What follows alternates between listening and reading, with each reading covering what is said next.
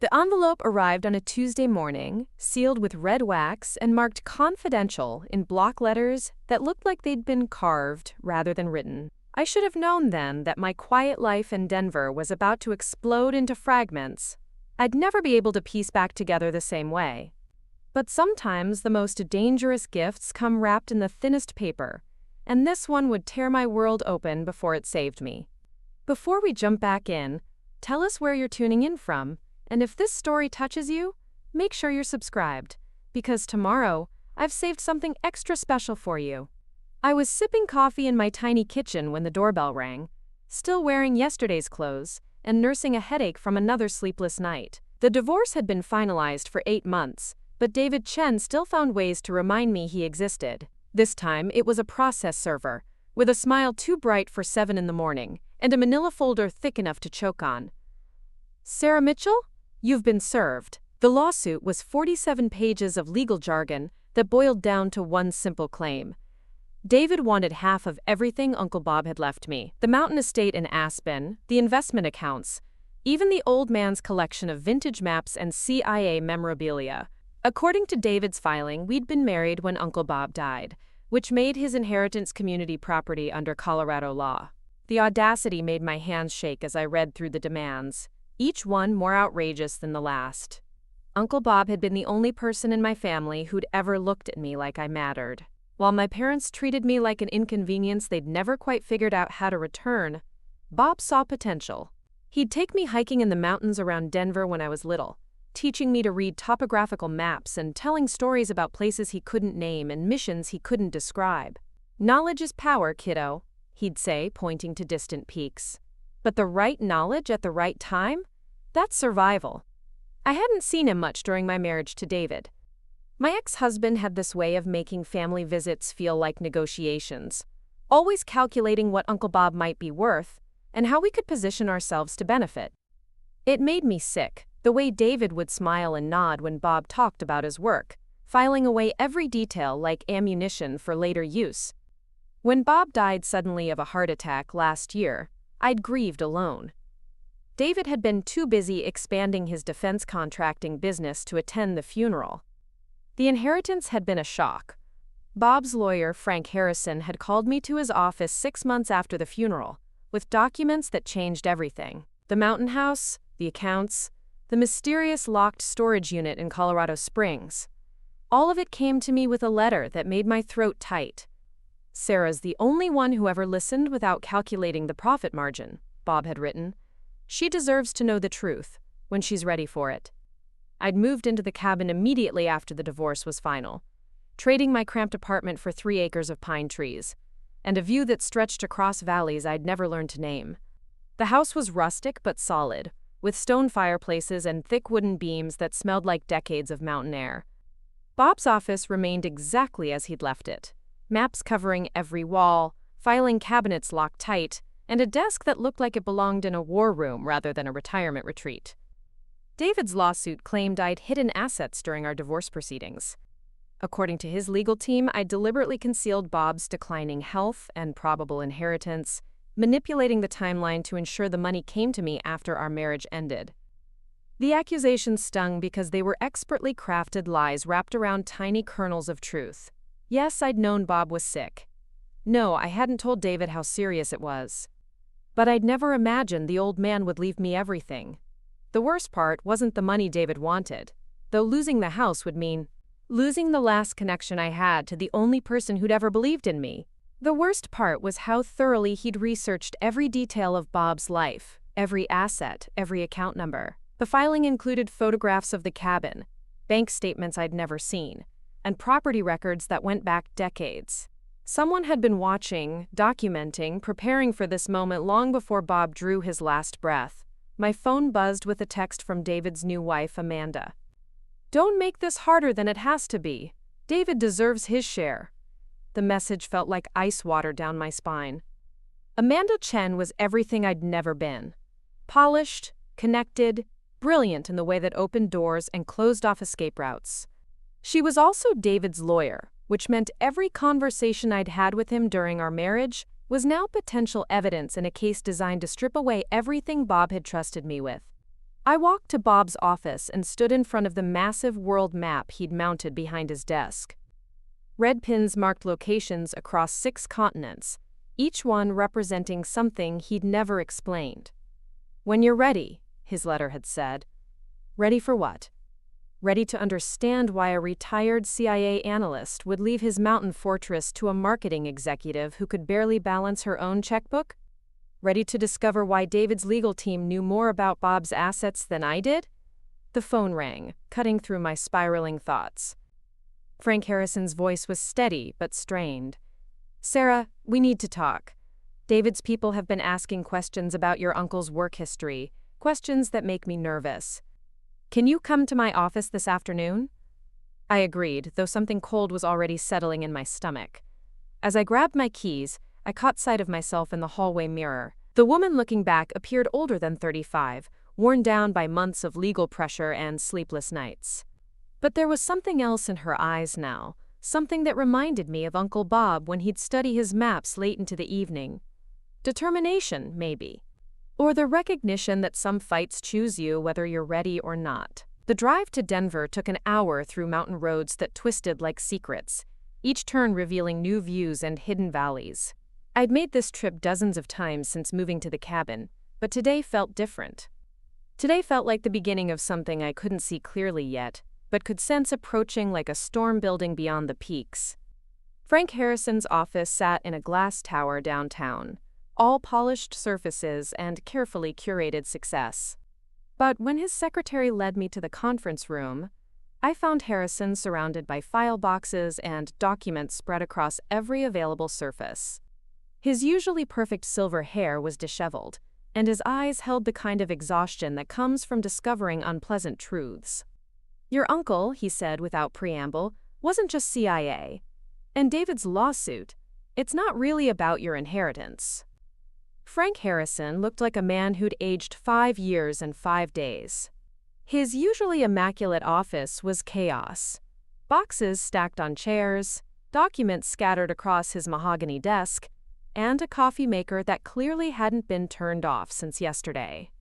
When he finally met my eyes, I saw something I'd never seen in a lawyer before: genuine fear. "Sit down, Sarah. We have a problem bigger than your ex-husband's greed."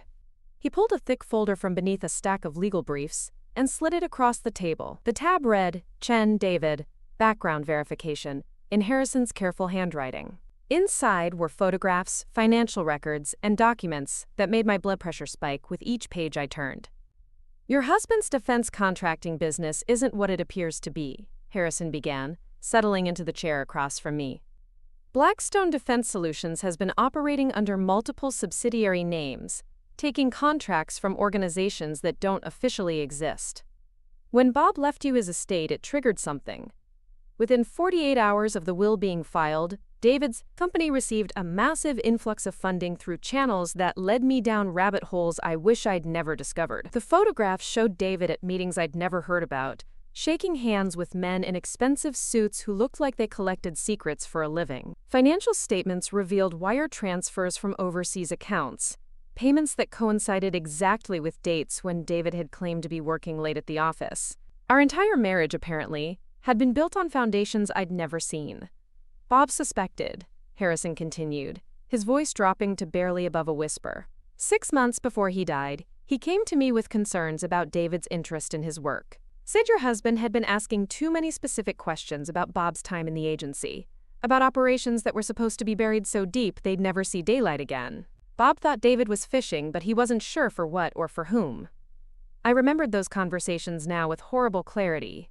David's casual questions about Uncle Bob's travels, his feigned interest in Cold War history, the way he'd steer dinner conversations toward Bob's military service and then listen with the intensity of someone taking mental notes. I'd thought he was being polite, trying to connect with my family. The truth felt like swallowing broken glass. "There's more," Harrison said, pulling out another document. This one was a copy of a marriage certificate, but not mine and David's. It was David's marriage to Amanda, dated 3 months before our divorce was finalized. "Your ex-husband was never planning to split anything with you. This whole lawsuit is designed to force you to sell the estate quickly, probably for less than market value, to someone who's already been selected as the buyer." My hands trembled as I stared at the certificate. The witnesses were Marcus Williams, David's business partner, and Judge Patricia Walsh, the same judge who'd been assigned to oversee our divorce proceedings.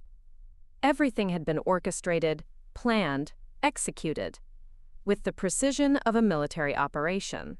I'd been moved around like a chess piece by people who'd calculated my responses years in advance.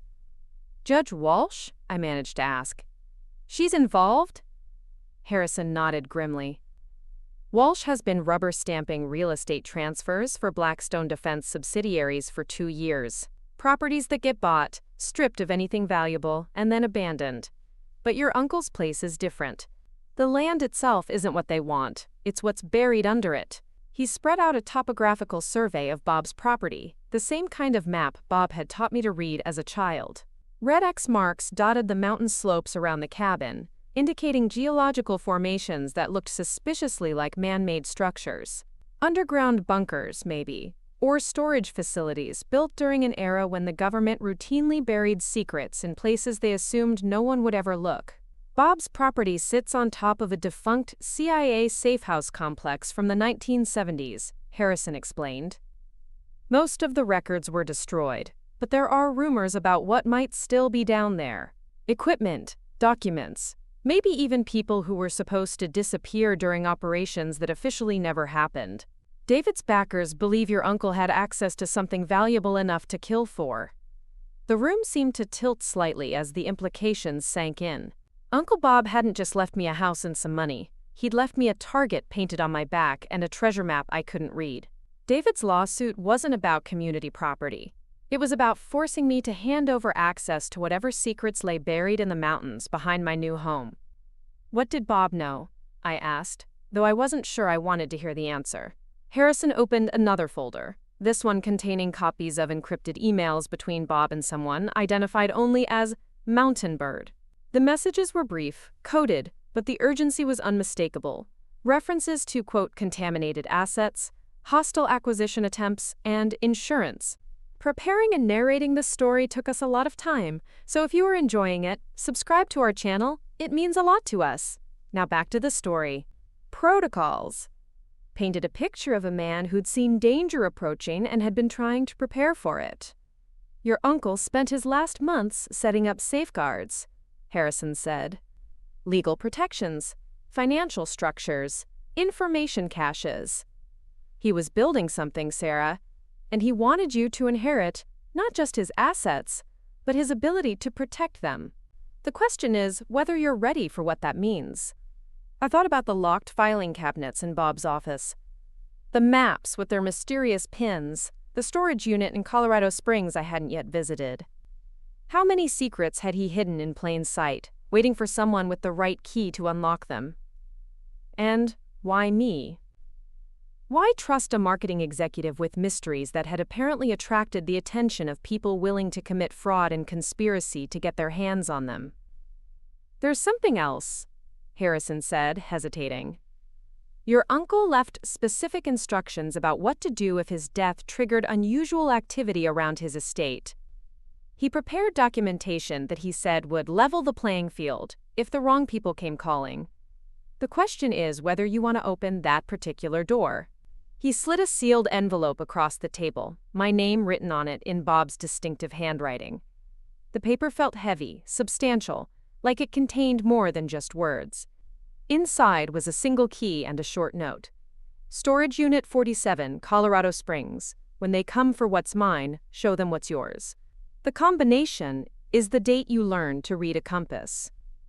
I stared at the key, remembering that summer afternoon when I was 12, and Bob had spent hours teaching me to navigate using nothing but a compass and the position of the sun. We'd hiked for miles through terrain that all looked the same to me, but Bob had moved with the confidence of someone who could find his way anywhere. Getting lost is just another word for not paying attention, he'd said. And paying attention is the difference between coming home and becoming a cautionary tale. The combination was August 15th, the date that had felt like a rite of passage, the day Uncle Bob decided I was old enough to be trusted with real knowledge. Now it was apparently the key to understanding why my quiet inheritance had turned into a legal battlefield, with stakes I was only beginning to comprehend. "What do you think is in the storage unit?" I asked. Harrison shook his head. "Your uncle was careful never to tell me specifics.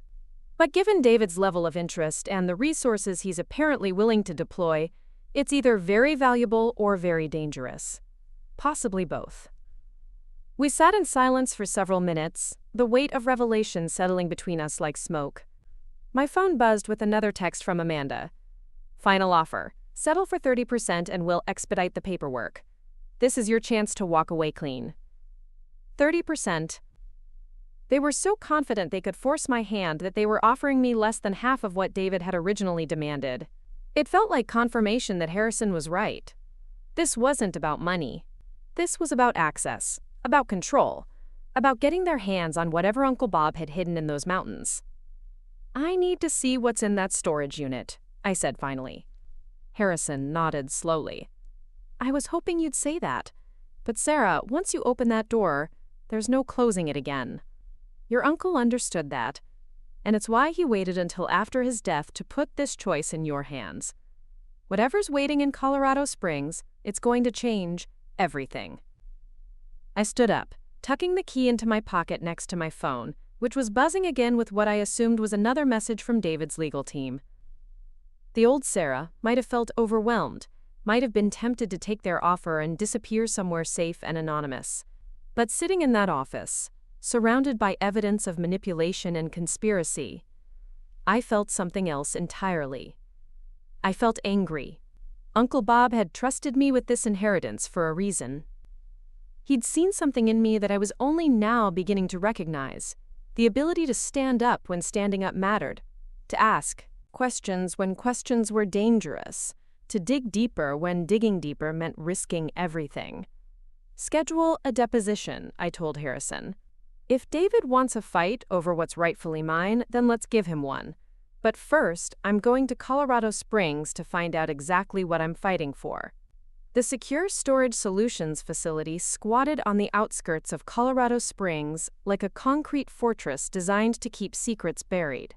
Rows of identical metal buildings stretched across 20 acres of desert scrub, surrounded by chain link topped with razor wire and cameras that tracked my rental car from the moment I turned off the highway.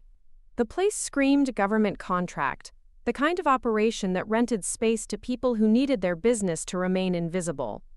I sat in the parking lot for 10 minutes before working up the courage to walk inside, Uncle Bob's key burning a hole in my pocket like a piece of radioactive metal. The facility manager was a woman in her 50s, with military bearing and eyes that missed nothing. She checked my identification twice, made a phone call I couldn't hear, and then escorted me personally through a maze of corridors that smelled like machine oil and institutional disinfectant. "Unit 47, she said, stopping in front of a door that looked identical to all the others, except for the number painted in stenciled black. "Your uncle paid rent 15 years in advance. Said someone would come for it eventually, but only when they were ready." She handed me a clipboard to sign and walked away without another word, her footsteps echoing off concrete walls like a countdown. The key turned easily, but the door was heavier than I'd expected, reinforced steel that whispered of serious security concerns. Inside, motion sensors triggered fluorescent lights that revealed a space larger than my first apartment, crammed with filing cabinets, computer equipment, and boxes labeled with alphanumeric codes that meant nothing to me. But it was the wall of photographs that made me forget to breathe. Dozens of surveillance photos covered one entire wall, like a conspiracy theorist's fever dream. David featured prominently, but so did Amanda, Marcus Williams, Judge Walsh, and faces I didn't recognize, but who all shared the same carefully groomed look of people accustomed to power. Red string connected photographs to documents, creating a web of relationships that stretched back years before I'd ever met my ex-husband. The photos of David weren't recent. Some showed him as a young man in military fatigues, others captured him at meetings with foreign nationals in locations that looked like embassy compounds or corporate boardrooms in countries I couldn't identify. Uncle Bob had been watching David long before David had started watching him, tracking connections and affiliations that painted a picture of someone whose defense contracting business was just the public face of something much more complex. I pulled down a photograph that made my knees weak. David and Marcus Williams standing with two men in expensive suits outside what looked like a government building. The date stamp showed it was taken 3 months before David and I met at that supposedly chance encounter at a Denver coffee shop. Our entire relationship had been orchestrated, planned, calculated, down to the smallest detail. A manila envelope marked Sarah sat on top of the nearest filing cabinet. Inside was a letter in Bob's handwriting, longer and more detailed than anything he'd left with Harrison. The words hit me like physical blows as I read through his careful documentation of David's real background and the organization he actually worked for. David Chen is a foreign asset, Bob had written, not Chinese, despite the name he uses now. His real name is David Morrison, former Army intelligence, recruited by a private military corporation that specializes in acquiring classified information for the highest bidder. He was placed in your life specifically to gain access to me and my work. The marriage was always temporary, designed to establish legal pathways to my assets after my death. The letter continued with details that made me sink into the room's single chair, overwhelmed by the scope of the deception. David's company was funded by shell corporations traced to foreign governments and private interests who specialized in acquiring American intelligence assets. The defense contracts were real but served as cover for their primary business, stealing secrets and selling them to anyone willing to pay premium prices. The organization David works for is called the Acquisition Network, Bob had written. They've been operating for 15 years, targeting retired intelligence officers, military personnel, and defense contractors with access to classified information. They use everything from blackmail to marriage fraud to gain access to their targets. You were never the target, Sarah. You were the pathway. I stood up and walked to the filing cabinets, using the combinations Bob had written in the letter's margins. Each drawer revealed more evidence of the network's operations. Financial records showing payments to David's company from accounts in Switzerland, the Cayman Islands, and Luxembourg. Surveillance reports on other families who'd been targeted, including notes about operations that had ended in mysterious deaths or disappearances. One drawer contained David's real military record, obtained through sources Bob hadn't identified. Court-martial proceedings for theft of classified documents, charges that had been mysteriously dropped in exchange for his cooperation with a joint military intelligence operation that officially didn't exist. David hadn't just been recruited by the network. He'd been created by them, his entire identity rebuilt from the ground up to serve their purposes. The computer equipment hummed to life when I pressed the power button, displaying a desktop filled with encrypted folders and applications I didn't recognize. But Bob had left detailed instructions, including passwords that referenced shared memories from my childhood visits to his cabin. He'd anticipated that I might not be technically sophisticated enough to navigate his security systems, so he'd built pathways specifically for me. The first folder I opened contained audio recordings of phone conversations between David and his handlers. His voice was different in these recordings, colder and more calculating than the man I'd married. He spoke about me like I was a mission objective, discussing strategies for maintaining my trust while extracting information about Bob's work and assets. The target is isolated and vulnerable, David's voice said in one recording. Recent divorce from her parents over financial disagreements. She's grateful for attention and unlikely to question my interest. Estimated timeline to marriage is 6 to 8 months, with asset access following within 2 years assuming natural death or incapacitation of primary target. Primary target. Uncle Bob. They'd been planning his death before I'd even introduced David to my family. The recording was dated 2 weeks after our first coffee shop meeting, when I'd been falling in love with a man who saw me as nothing more than a tool to be used and discarded. Another folder contained intercepted communications between network operatives discussing other targets.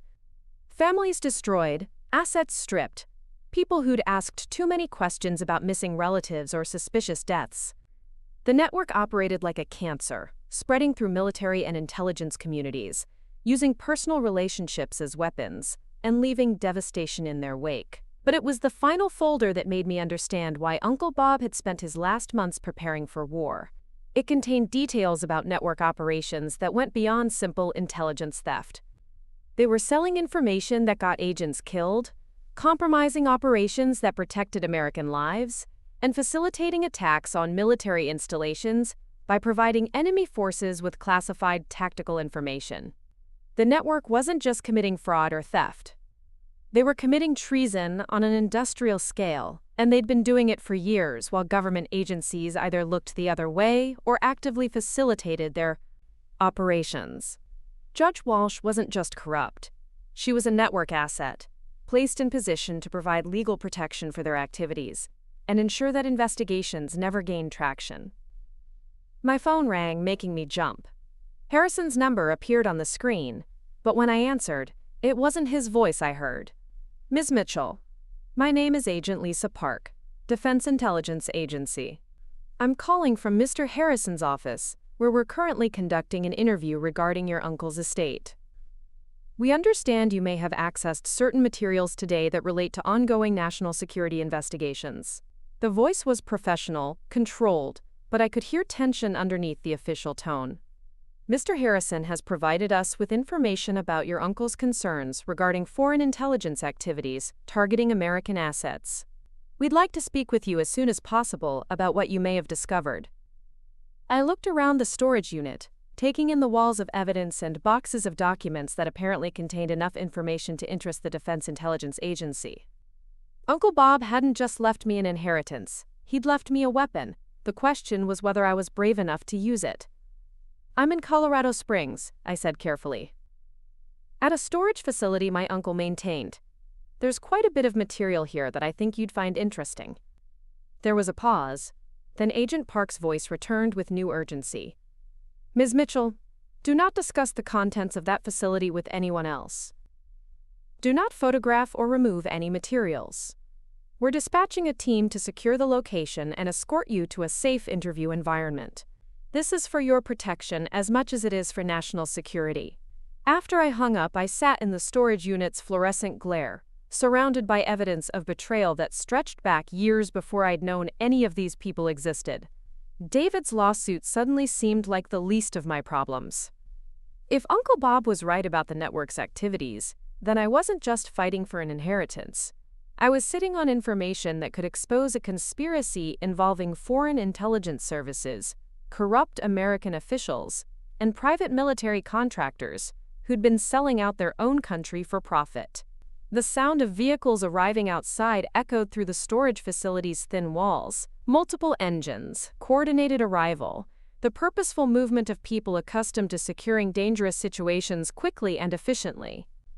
Agent Park's team had arrived faster than seemed possible, unless they'd already been positioned nearby, waiting for someone to finally open Unit 47 and trigger whatever protocols Uncle Bob had put in place. I stood up, brushing dust off my clothes, and took one last look around the room that had just transformed my understanding of everything I thought I knew about my life. Tomorrow, I'd been planning to meet with Harrison to discuss legal strategies for fighting David's lawsuit. Instead, I was about to become a federal witness in what appeared to be a national security investigation that could reach the highest levels of government and military leadership. Uncle Bob had been right about one thing: knowledge was power. But as I heard boots approaching the storage unit door, I was beginning to understand that some knowledge came with a price tag that couldn't be calculated in dollars and cents. The question was whether I was strong enough to pay it. Agent Lisa Park looked nothing like what I'd expected from her voice on the phone. She was compact and efficient, with the kind of quiet intensity that suggested she'd seen too much and learned to process it without breaking. Two other agents flanked her as she stepped into the storage unit, their eyes immediately cataloging every detail of Uncle Bob's carefully organized intelligence archive. Ms. Mitchell, I'm Agent Park. Thank you for securing this location and waiting for our arrival.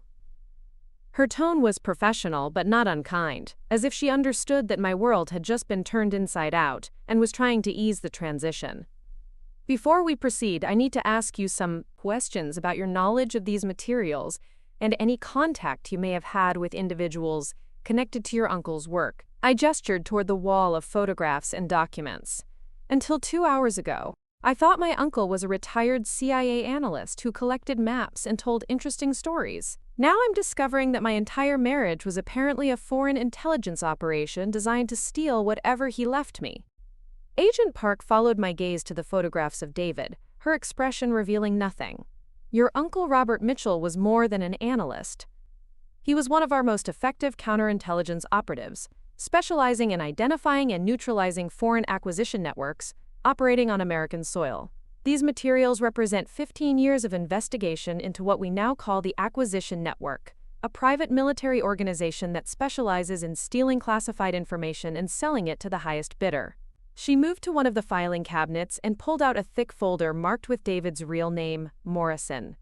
Your former husband is a high-value asset for this organization. He's been responsible for compromising at least 12 intelligence officers, 3 military contractors, and 1 federal judge. The information he's stolen has resulted in the deaths of American operatives in Syria, Afghanistan, and Eastern Europe. The words hit me like physical blows. I'd shared a bed for 3 years with someone who'd gotten American soldiers killed. I'd trusted him with my deepest fears and hopes while he'd been calculating how to use them against me and my family. The coffee we'd shared that morning before the process server arrived felt like it had happened in another lifetime. To another person who'd been naive enough to believe in coincidence and genuine affection. The marriage was part of a long-term infiltration strategy, Park continued, opening another file that contained surveillance photos of our wedding day. Morrison needed legal access to your uncle's assets and information. The plan was to maintain the marriage until your uncle's death, then use community property laws to force you to liquidate his holdings quickly, allowing them to acquire whatever intelligence materials he'd hidden before government agencies could secure them. I sank into the chair again, overwhelmed by the scope of the deception. But we got divorced. David didn't wait for Uncle Bob to die naturally. Park nodded grimly. Because your uncle's counter-surveillance detected the operation and began taking defensive measures. Morrison's handlers realized that Robert Mitchell was aware of their interest and might take steps to protect his assets from acquisition. They had to accelerate their timeline, which meant ending the marriage and forcing access through legal channels rather than personal ones. She pulled out another document, this one containing bank records and financial transfers, that made my head spin. The lawsuit against you isn't being funded by your ex-husband's legitimate business activities. The legal fees alone exceed $200,000, paid through shell corporations connected to foreign intelligence services. This isn't about money, Ms. Mitchell. This is about preventing you from inheriting information that could expose a network responsible for some of the most damaging intelligence compromises in recent American history. One of the other agents, a tall man with graying temples who'd introduced himself as Agent Torres, stepped forward with a laptop computer. Your uncle's files contain evidence of network operations dating back to 2009. Financial records, operational plans, communications between network assets and their foreign handlers. If this information were to become public, it would expose not just the network's activities, but the American officials who've been facilitating their operations. The laptop screen displayed a complex organizational chart showing connections between network operatives, government officials, and foreign intelligence services. David's name appeared in multiple locations, but so did Judge Walsh, several congressional staffers, and at least 3 Pentagon officials whose names I recognized from news reports. Judge Walsh has been providing legal protection for network operations for 4 years, Torres explained. She's expedited real estate transfers, sealed court records, and dismissed lawsuits that might have exposed their activities. Your divorce proceedings were deliberately routed to her court to ensure that any discovery process would be controlled and limited. I studied the chart, trying to process the implications of what I was seeing. How many people are we talking about? How big is this network? Park exchanged glances with Torres before answering. Active operatives number approximately 40 to 50 individuals.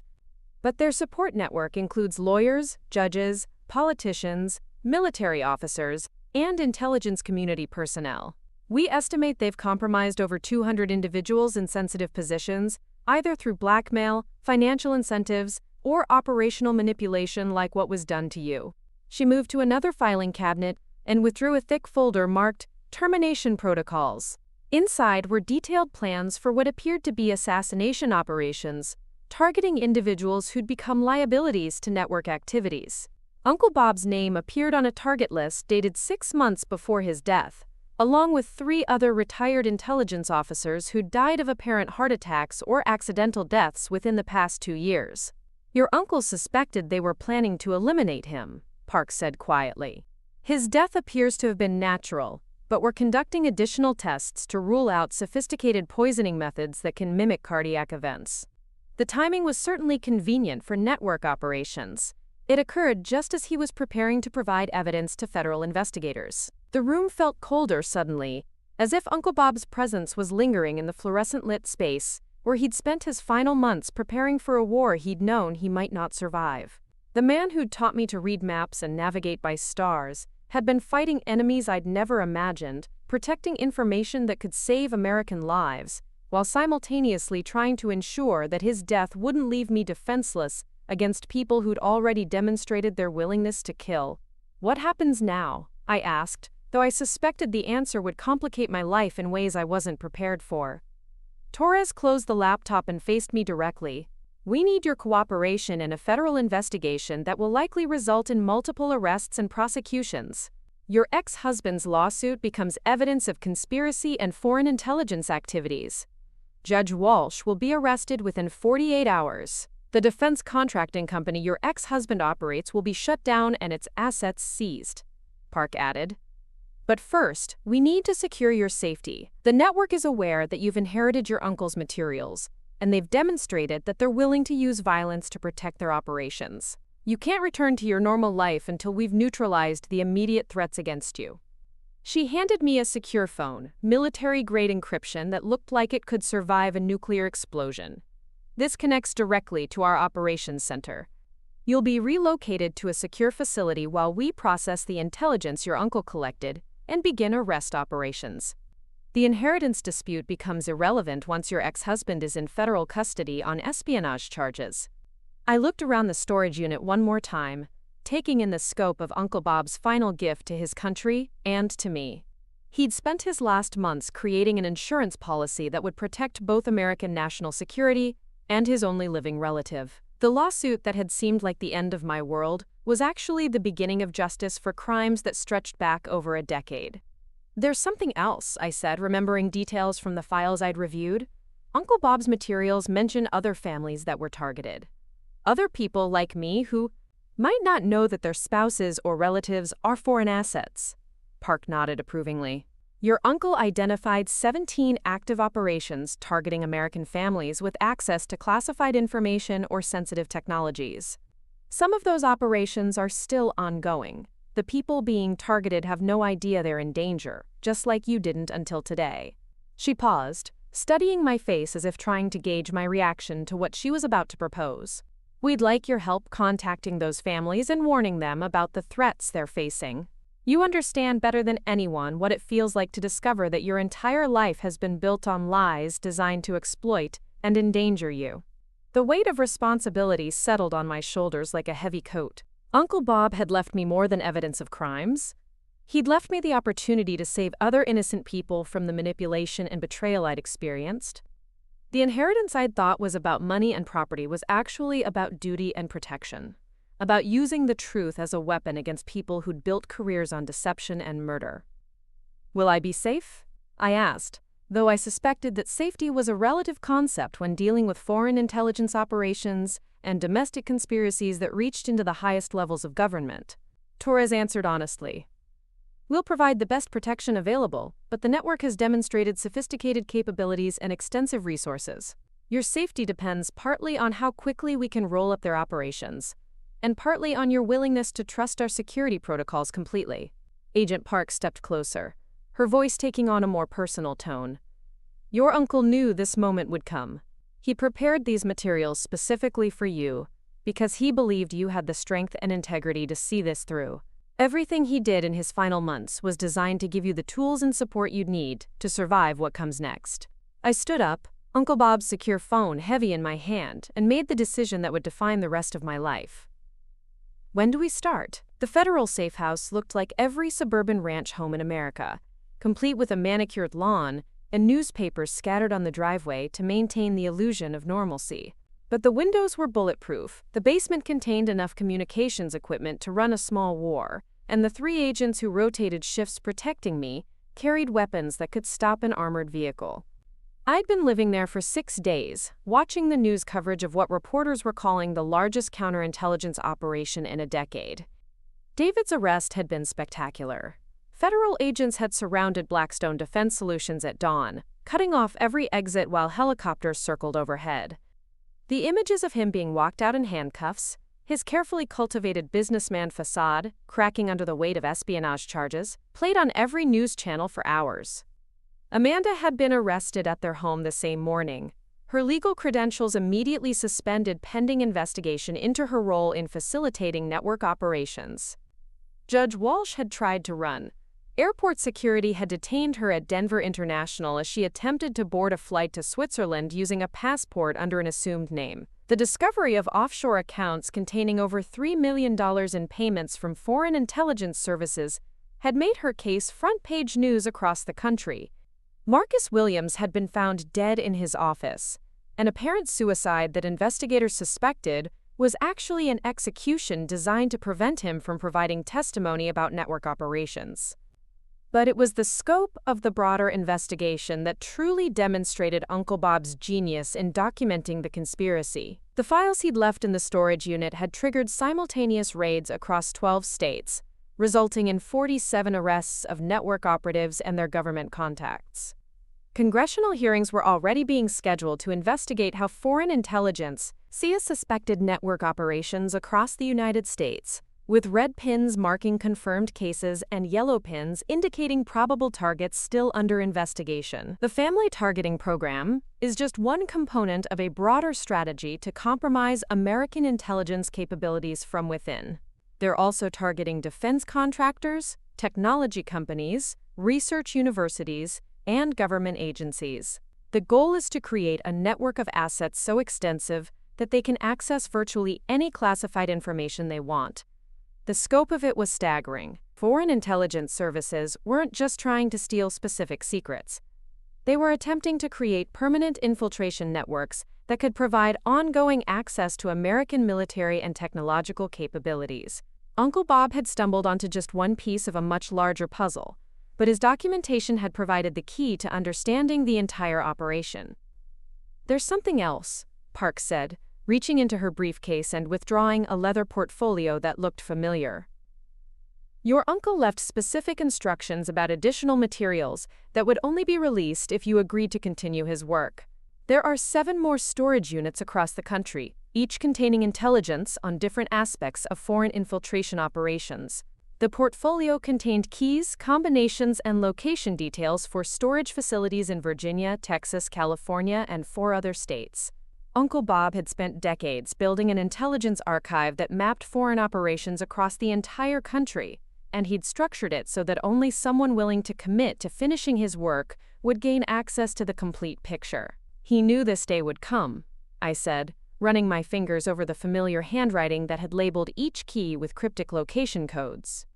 "He planned for me to make this choice," Park nodded. "Your uncle believed that fighting the network required someone who understood their methods from the victim's perspective, someone who'd experienced their manipulation tactics firsthand, and survived with their integrity intact. He spent his final months not just documenting their crimes, but training you to recognize and counter their operations." She was right, I realized.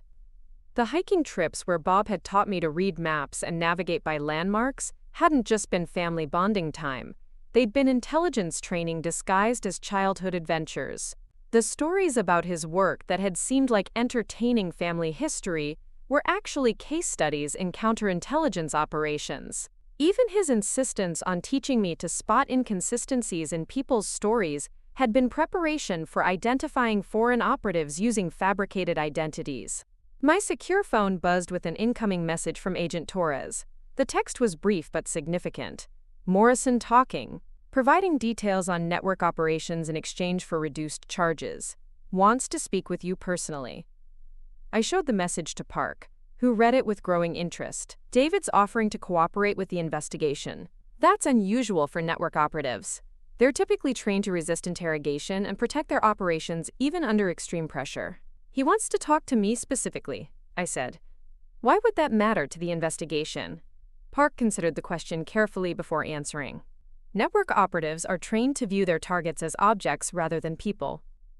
It's possible that 3 years of marriage created genuine emotional connections that his training didn't account for, or he might be trying to manipulate you one final time, using whatever feelings you might still have for him to negotiate better treatment. The thought of seeing David again made my stomach clench with a mixture of rage and disgust. But there was also something else. A cold curiosity about what he might reveal if he truly was willing to cooperate with federal investigators. The man I'd married had been a fiction, but the intelligence operative who'd created that fiction might possess information that could save other families from the betrayal I'd experienced. I want to hear what he has to say, I said, surprising myself with the steadiness of my voice. But I want to do it as part of the investigation, not as his ex-wife. If I'm going to work for the CIA, this might be good practice for the kind of interrogations I'll be conducting. Park made a phone call that lasted several minutes, speaking in the kind of coded language that suggested she was discussing operational details with superior officers. When she hung up, her expression had shifted to something approaching respect. They're willing to let you observe the interrogation and ask questions if you think he's holding back information. But Sarah, you need to understand that this isn't about closure or personal justice. This is about extracting intelligence that could save American lives. David Morrison is going to try to manipulate you, because manipulation is what he's trained to do. You have to be prepared to treat him like the foreign asset he is, not like the man you thought you married. 2 days later, I sat in a federal detention facility outside Denver, watching through one-way glass as David was escorted into an interrogation room wearing orange jail clothes and restraints that emphasized how completely his carefully constructed world had collapsed. He looked older, diminished, like someone who'd been forced to abandon a comfortable lie and confront an uncomfortable truth about himself. Agent Torres conducted the initial questioning, establishing the basic facts of David's recruitment by the network and his assignment to target Uncle Bob through me. The details were clinical, methodical, designed to create a comprehensive record of foreign intelligence activities rather than to satisfy my personal curiosity about the betrayal I'd experienced. But it was when Torres asked about other ongoing operations that David's demeanor changed. He became evasive, claiming limited knowledge of network activities beyond his own assignment. His body language suggested he was lying, protecting information that could be valuable to the investigation. That's when Park activated the intercom that connected the observation room to the interrogation chamber. David, Sarah Mitchell is here. She'd like to ask you some questions about the families you and your colleagues have targeted. David's head snapped up, his eyes searching the one-way mirror as if he could see through it to where I was sitting.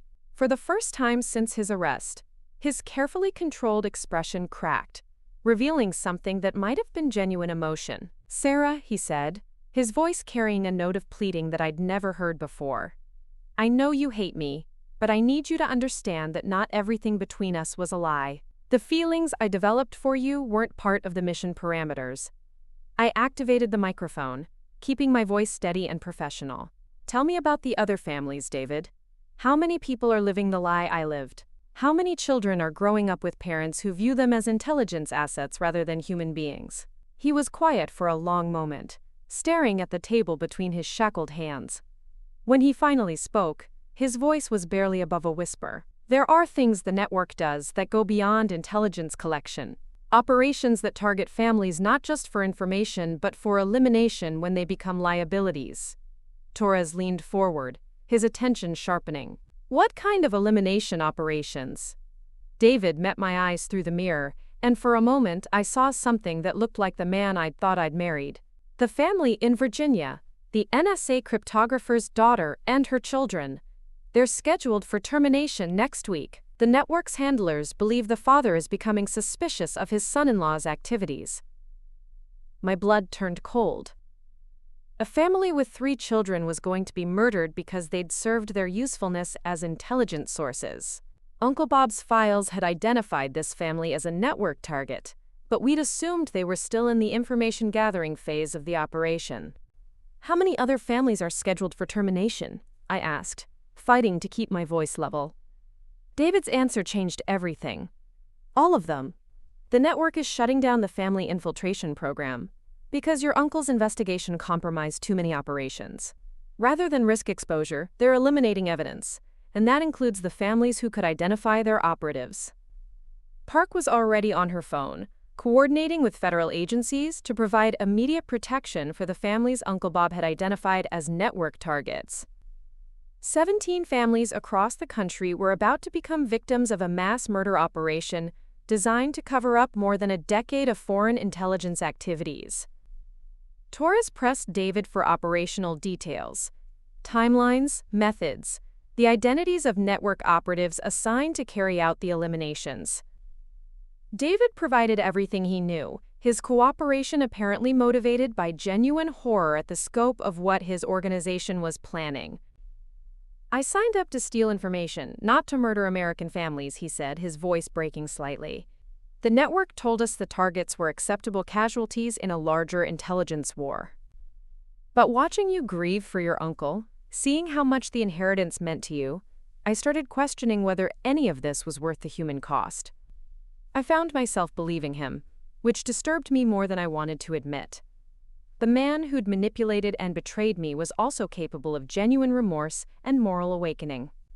The recognition made me understand why Uncle Bob had chosen to fight the network rather than simply expose it. These operations weren't just crimes. They were systematic attacks on the human capacity for trust and love." "There's one more thing," David said as Torres prepared to end the interrogation. "The network has a termination order out on you, Sarah. They consider you the primary threat to their ongoing operations. Because you have access to your uncle's complete intelligence archive, they're going to try to kill you before you can expose any more of their activities." Park's voice crackled through the intercom. "We're aware of the threat and have taken appropriate protective measures." David shook his head. "You don't understand. The operative they've assigned to eliminate Sarah isn't some contractor or hired assassin. It's someone she trusts. Someone who's already been placed in her life as a long-term asset. The network learned from my operation. They don't rely on single points of failure anymore." The interrogation room fell silent as the implications sank in. Somewhere in my life, hidden among the people I considered friends or allies, was another network operative waiting for the right moment to complete their mission. Uncle Bob's protection had extended beyond his death, but it couldn't account for every threat I might face. As I watched David being escorted back to his cell, I realized that accepting the CIA's offer wasn't just about continuing Uncle Bob's work. It was about survival. The network had declared war on me personally, and the only way to win that war was to become better at their game than they were. Agent Park found me in the facility's parking lot an hour later, standing beside her government sedan and staring at the mountains that stretched toward Uncle Bob's cabin. The place that had seemed like a peaceful inheritance had become the center of an intelligence operation that threatened the lives of dozens of innocent families. "The teams are in position," she said, joining me at the car. "We'll have protection details on all 17 families within 6 hours. The network operatives won't be able to complete their termination orders without exposing themselves to federal arrest." "And the operative targeting me?" I asked. Park's expression was grim. "We're reviewing everyone who's had contact with you since your uncle's death. Friends, neighbors, service providers, even federal personnel who've been involved in your protection. The network is sophisticated enough to have placed assets anywhere in your life." She handed me a new secure phone, this one with capabilities I didn't recognize. "Your training starts tomorrow. If you're going to survive what comes next, you need to learn to think like an operative rather than a victim. Your uncle left you more than evidence, Sarah. He left you the tools to fight back." I took the phone, feeling its weight like a promise and a threat. The woman who'd received David's lawsuit 2 weeks ago no longer existed. In her place was someone harder, more suspicious, but also more determined to ensure that other families didn't experience the betrayal and manipulation that had nearly destroyed my life. The mountains stretched endlessly toward the horizon, hiding secrets in their shadows that I was only beginning to understand. Uncle Bob had spent his final months preparing me for a war one hadn't known was coming. Now it was time to find out whether his training had been enough to keep me alive long enough to win it. Up next, You've got two more standout stories right on your screen. If this one hit the mark, you won't want to pass these up. Just click and check them out.